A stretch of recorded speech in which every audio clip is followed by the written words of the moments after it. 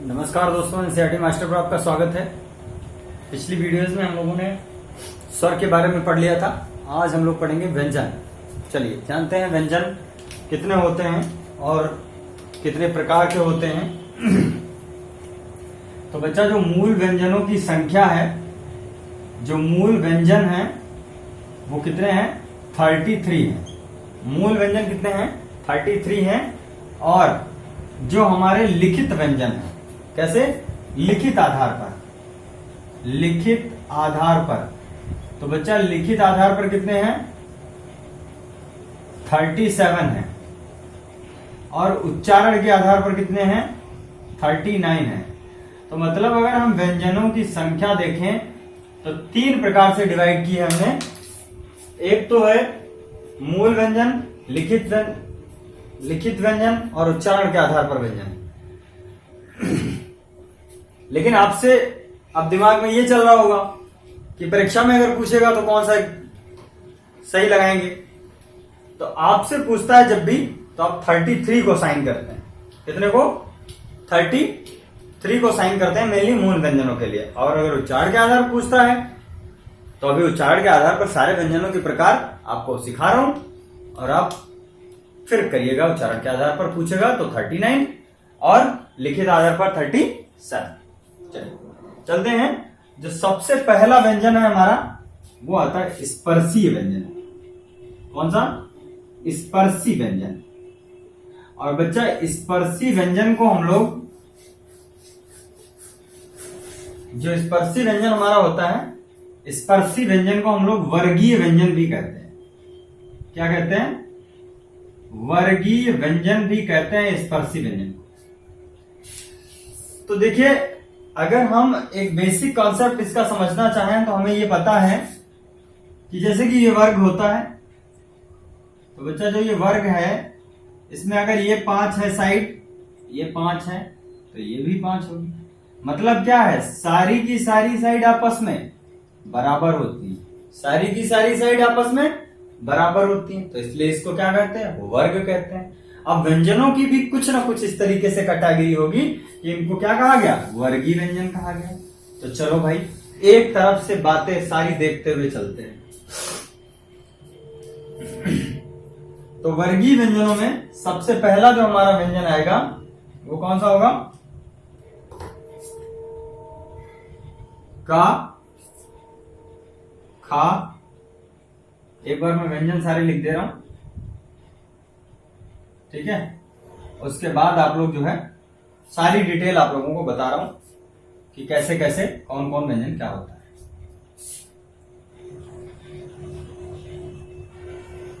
छ, ज, झ, ञ, ट, थ, ड और ढ, ण।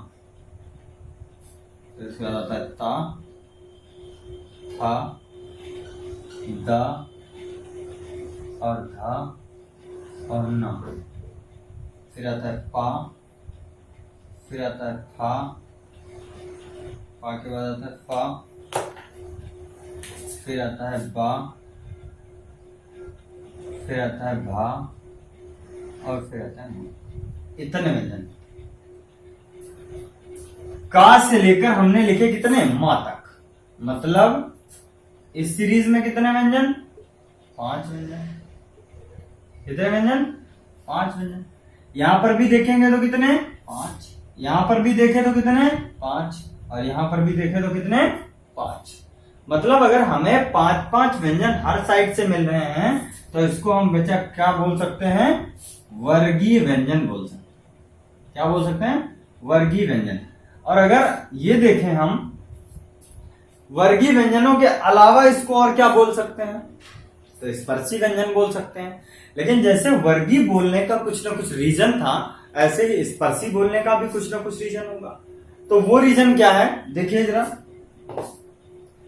ये का वर्ग है। स्पर्श मतलब छूना। तो जीभ के मुख में अलग अलग स्थानों पर छूने के जो सिस्टम है उसको स्पर्श कहते हैं। तो देखिए का वर्ग जो है इसको का वर्ग बोलते हैं। और का वर्ग को बेसिकली हम लोग क्या बोलते हैं यहां पर अभी बाद में लिखेंगे। और ये है चा वर्ग। अगर आपसे वर्ग पूछेगा किस वर्ग का व्यंजन है तो तुरंत बता देंगे टा वर्ग,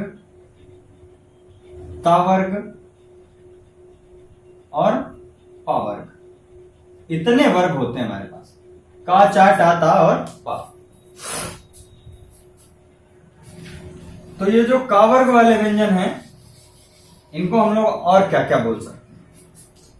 का वर्ग वाले व्यंजन देखो, बोलकर देखो जरा एक बार, चेक करो कहां से निकल रहे हैं। जैसे क बोलते हो तो गले से आवाज आ रही है, यहां से। ख, यहां से आवाज निकल रही है, मतलब ये क्या है, कंठ है। क्या है, कंठ है। जब आवाज बिल्कुल स्वरतंत्री के अंदर से निकलती है कंठ से तो उसको बोलते हैं कंठ। तो का वर्ग को क्या यहां लिख देंगे हम, कंठ लिख देंगे। क्या लिख देंगे, कंठ। चा वर्ग, तो ये जो चा वर्ग है, चा देखो, बोलो कहां पर लग रही है जी, चा, छा, जा, झा, ऐसे बोल रहे हैं तो कहां पर जीभ लग रही है, तालू में लग रही है। कहां लग रही है, तालू में लग रही है। तो इसको क्या बोलते हैं, तालव्य बोलते हैं। क्या बोलते हैं, तालव्य बोलते हैं। अब देखिए आगे, टा वर्ग को क्या बोलते हैं, हवा मुख में घूम कर निकलती है तो इसको बोलते हैं मूर्धन्य। अगला है ता, था, दा, धा।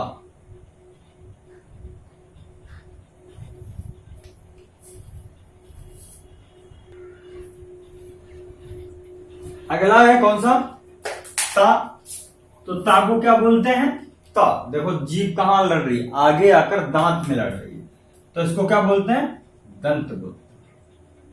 क्या बोलेंगे, दंत बोलेंगे। और ये पा वर्ग है, पा, फा, बा, भा, बोलने से क्या ओठ बंद हो जा रहे हैं तो इसको बोलते हैं ओष्ठ वर्ग।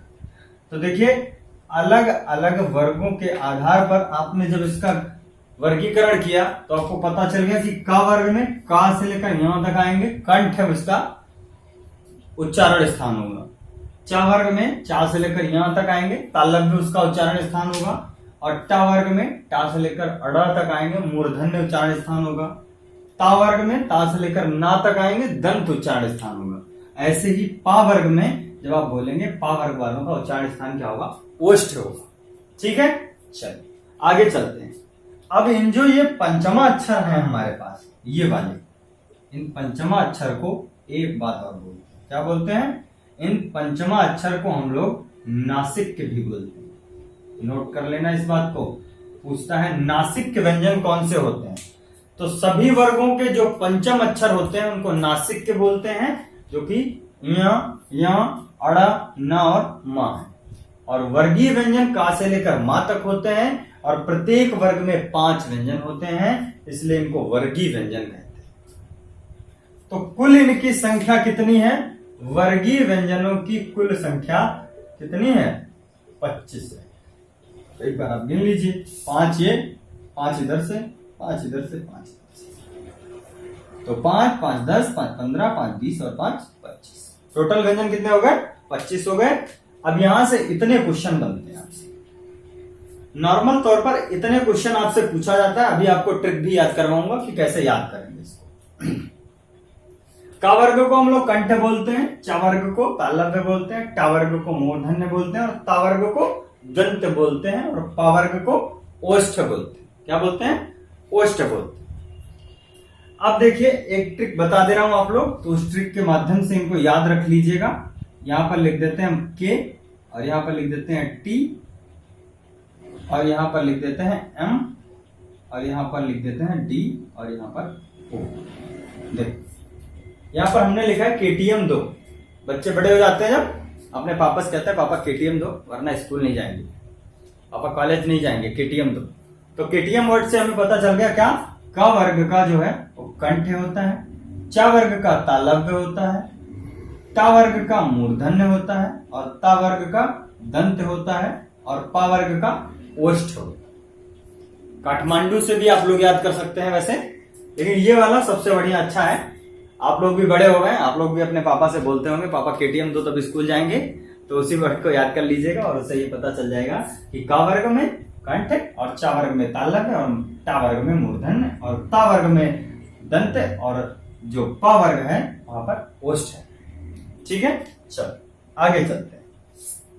ये तो व्यंजनों की संख्या हो गई 25, हमने इधर लिखे हुए हैं, अभी कैलकुलेट करेंगे। आप लोग इसको स्क्रीनशॉट कर लीजिए।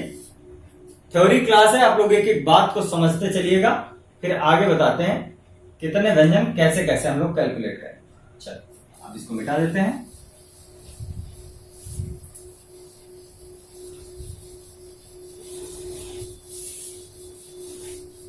चलो देखते हैं। अब हमें पता है ये व्यंजन कितने हो गए, 25 हो गए। कितने हो गए, 25 हो गए। अब इन 25 व्यंजनों के अलावा अगला कौन सा नंबर आता है, या वा राला आते हैं। कौन से, या और वा और रा और ला। तो यावा राला को हम लोग क्या बोलते हैं, क्या बोलते हैं भाई यावा राला को, कोई बताएगा? यावा राला को क्या बोलते हैं, छापिए जरा कमेंट बॉक्स में। तो हम लोग इनको बोलते हैं अंतस्थ व्यंजन। क्या बोलते हैं, अंतस्थ व्यंजन बोलते हैं। क्या बोलते हैं, अंतस्थ व्यंजन बोलते हैं। किसको, या वा और रा ला को बोलते हैं। अच्छा, इनको अंतस्थ क्यों बोलते हैं? अंतस्थ का मतलब, अंतस्थ अगर देखें हम तो लिखा हुआ अंत और स्थ। अंत का मतलब अंतिम और स्थ का मतलब स्थान।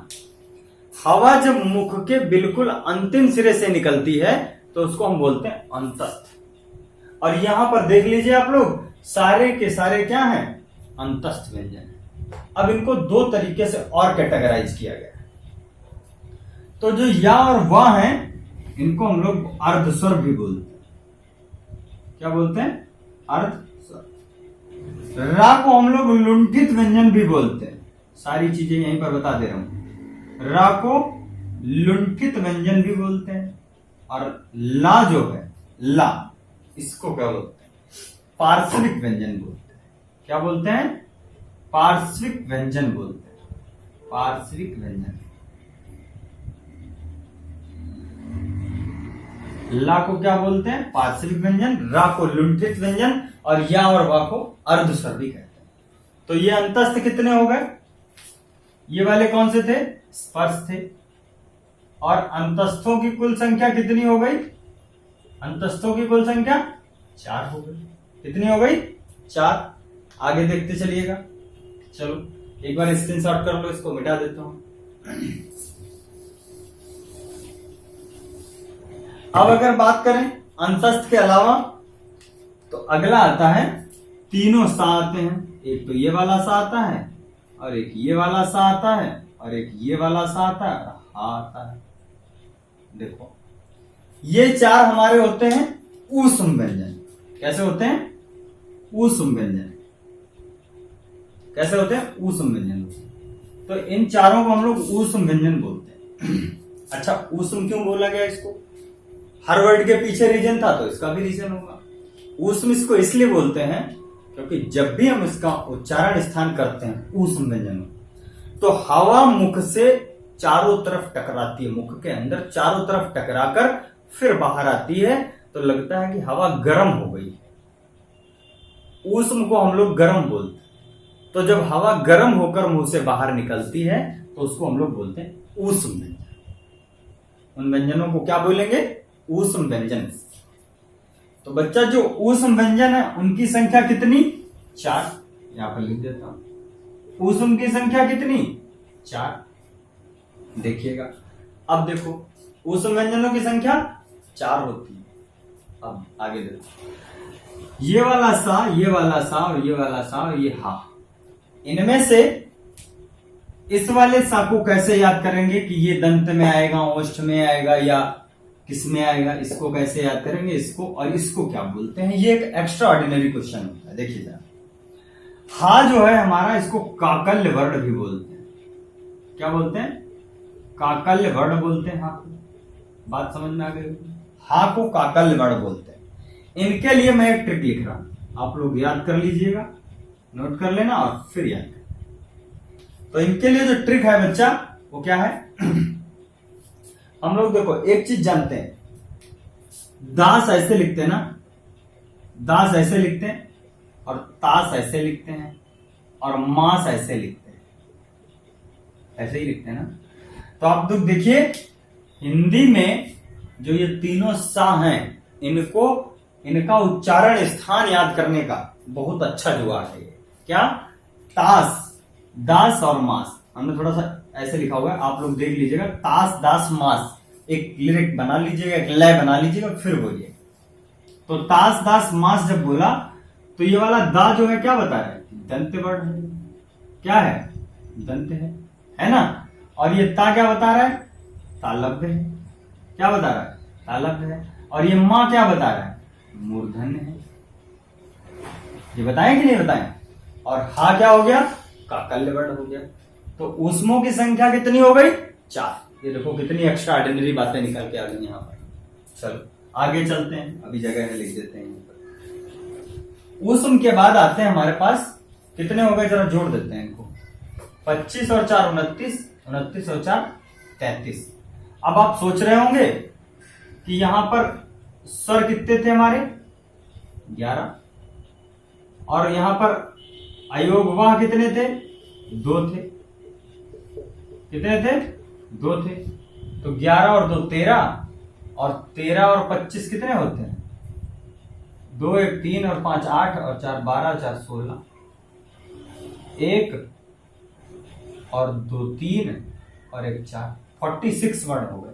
कितने हो गए, 46 हो गए। अब ये 46 हो गए। अब आप लोग ये सोच रहे होंगे कि बाकी कहां चले गए, तो बाकी भी हैं भैया, कहीं जाइए मत, वीडियो को लास्ट तक देखिए और सारे वर्ण आपको मिलेंगे। ऊष्म के बाद आते हैं संयुक्त व्यंजन। सबसे इंपॉर्टेंट क्वेश्चन, एक बात समझ लेना, यहां पर अभी एक एक्स्ट्रा बात बताऊंगा, यूपी पुलिस के एग्जाम में पूछी हुई बात है जो बताने जा रहा हूं। देखो भाई, संयुक्त का मतलब क्या होता है। आपसे जब पूछा जाए संयुक्त क्या होता है, आप लोग बताते हैं सर कि जोड़कर बनाया गया होगा, है ना, यही बताएंगे। अब इसलिए जोड़कर ही बनाया गया, मतलब जब हम 2 व्यंजन वर्णों को जोड़कर एक नया व्यंजन बनाते हैं उसको संयुक्त व्यंजन। तो कौन कौन से हैं हमारे पास हिंदी में, छ है और त्र है और ज्ञा है और स्रा।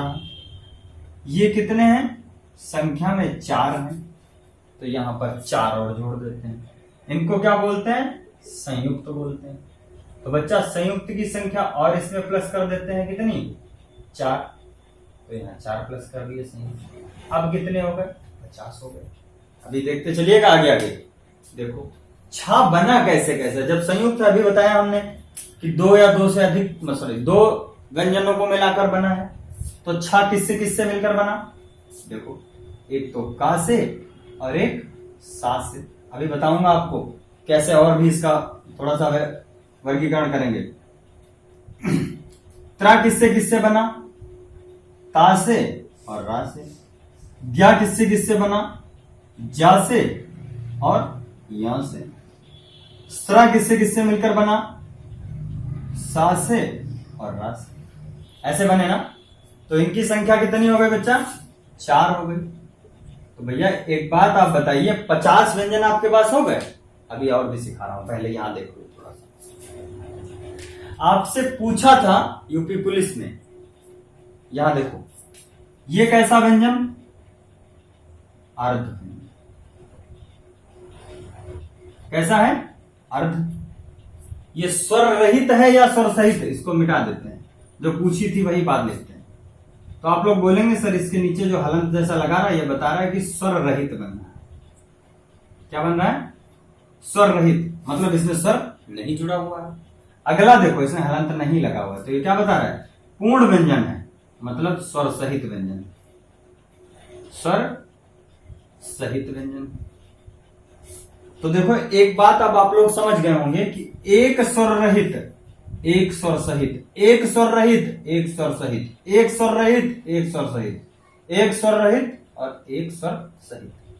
एक स्वर रहित और एक स्वर सहित व्यंजन को मिलाकर क्या बनता है, संयुक्त व्यंजन बनता है। ये बात पिछली बार यूपी पुलिस के एग्जाम में पूछी गई, बोला गया कि एक स्वर रहित और एक स्वर सहित व्यंजन को मिलाकर कौन सा व्यंजन बनता है, तो पता ही नहीं है क्योंकि इससे पहले पता ही नहीं चला था कि स्वर रहित स्वर सहित क्या होता है।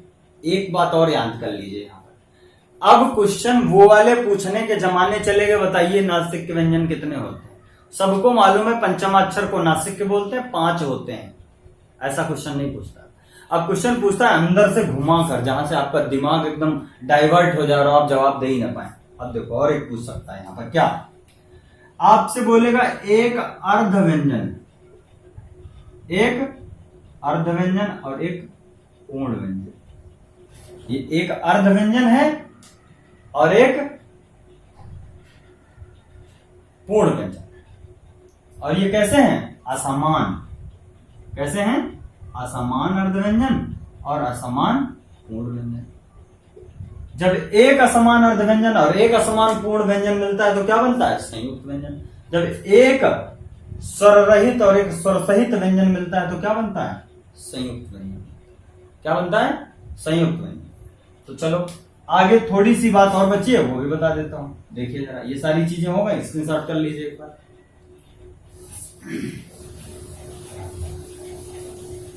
आगे बचे हैं हमारे पास अभी 2 गायब चल रहे हैं। कितने, 2 व्यंजन वर्ण गायब चल रहे हैं। तो भैया वो 2 गायब की कैटेगरी कौन है, उनको हम लोग बोलते हैं उच्छिप्त व्यंजन। बोलते हैं उच्छिप्त व्यंजन, उत्क्षिप्त व्यंजन। तो बच्चा एक चीज बताओ, उत्क्षिप्त व्यंजन क्या होता है। उसके छिप मतलब छिपे हुए, तो किसमें छिपे हुए हैं, कहीं ना कहीं व्यंजनों में ही छिपे हुए होंगे, तो उन्हीं को क्या बोलते हैं, उत्क्षिप्त व्यंजन बोलते हैं। या उनका नाम द्विगुणित व्यंजन भी होता है। क्या होता है, द्विपृष्ठ भी बोलते हैं, द्विगुणित भी बोलते हैं। लिख दे रहा हूं मैं यहां पर। उत्क्षिप्त को द्विपृष्ठ भी बोलते हैं, और क्या बोलते हैं, ताड़नजात भी बोलते हैं, ये भी बोलते हैं। आप लोग नोट कर लेना, ताड़नजात व्यंजन भी बोलते हैं, उच्छिप्त व्यंजन, द्विपृष्ठ व्यंजन, द्विगुणित व्यंजन, बहुत नाम है इसके। तो हैं कौन कौन से, 2 हैं। एक तो ये वाला ऐसे वाला अड़ा, और एक ये वाला क्या है, ढ़ है, अढ़ा। ये ढ़ा है, इसको क्या पढ़ेंगे, अढ़ा। तो ढ़ा अढ़ा, ये 2 क्या है, उच्छिप्त व्यंजन है। तो इन 2 को और जोड़ देते हैं, तो टोटल व्यंजन कितने हो गए, 52। इस तरीके से हमारे कुल व्यंजनों की संख्या कितनी हो गई, 52 हो गई। कितनी हो गई, 52। तो आप लोगों को अभी तक ये पता चल गया होगा कि व्यंजन वर्णों को जब हमने वर्गीकृत किया तो सारे के सारे व्यंजनों के बारे में एक एक बात जान ली। अब हम अभी व्यंजनों के बारे में और पढ़ेंगे। अगली वीडियो में पढ़ेंगे अघोष, घोष और अल्पप्राण और महाप्राण। ये अगली वीडियो में हम लोग देखेंगे। तब तक आप लोग घर पे रहिए, सुरक्षित रहिए, चीजों को रिवीजन करते चलिए, क्योंकि समय किसी का इंतजार नहीं करता। एग्जाम आएगा और आप लोग पीछे हो जाएंगे। तो बच्चों, बेहतर बनाने के लिए आपको अगर कल बेहतर देखना है तो आज को पहले बेहतर करना पड़ेगा। आज मेहनत करनी पड़ेगी, तभी कल बेहतर बनेगा। तो आज आप जो है एनसीईआरटी मास्टर के साथ मेहनत कीजिए। जय हिंद, जय भारत।